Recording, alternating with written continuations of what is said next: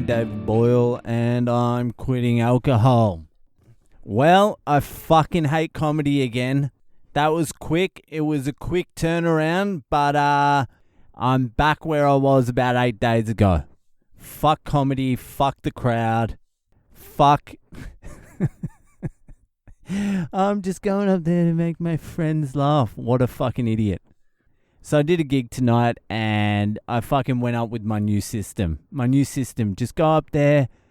Just go up there and make your friends laugh. Just make your friends laugh.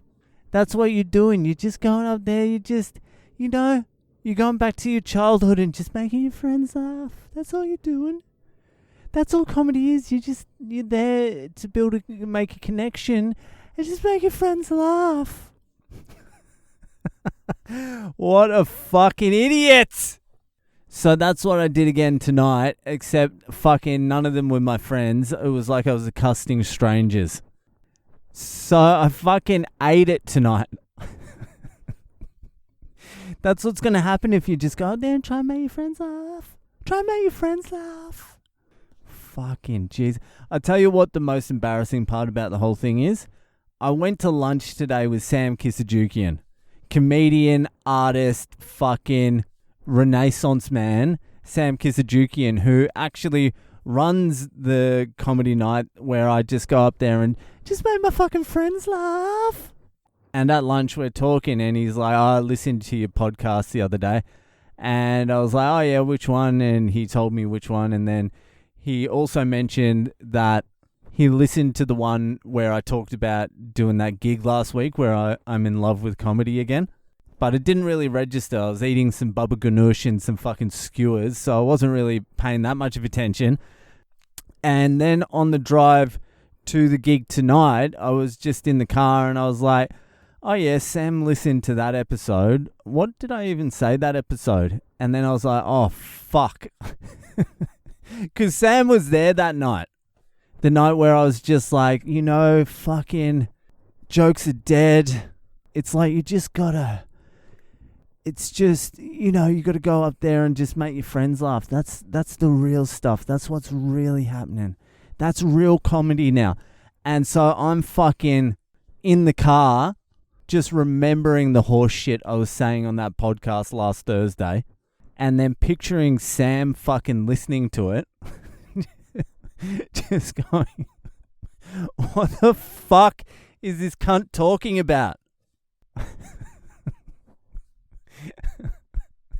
This podcast really works if no one's listening to it at all. This podcast will really start flying if there's 0 listeners.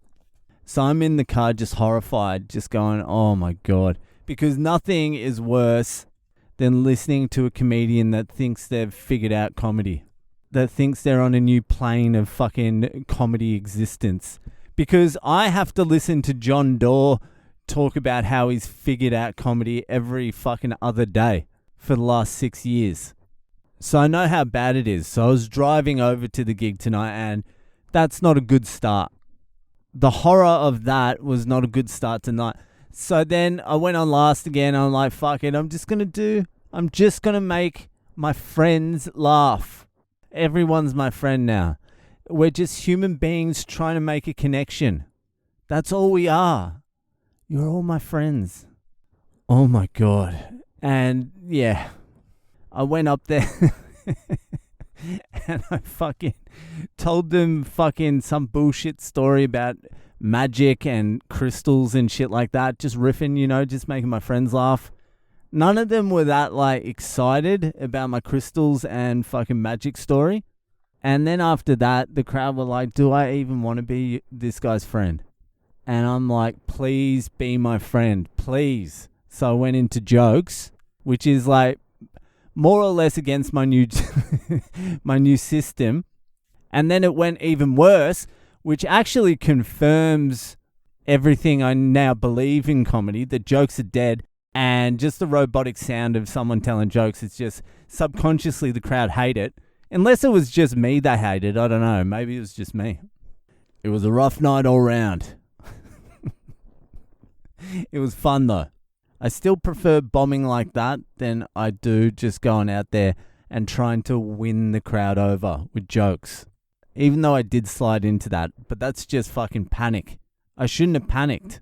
I should have just continued telling them boring stories, and instead of treating them like my fucking friends, I should have just acted like some fucking cunt parking up some fucking young cunts in the corner of a party and just telling them stuff about like conspiracy theories and shit. So yeah, I'm back to hating comedy. Mainly the crowd, actually. I hate the crowd again. Do I hate the crowd or do I hate myself? It's hard to... It's hard to fucking tell. Maybe I'm just projecting. Maybe I hate myself and the crowd's just the scapegoat. I'm just projecting. That's what I think it is. Anyway, that's what it is. And today, just before I fucking go, I got a few spicy messages from people. I'm not going to say their gender, but you can guess.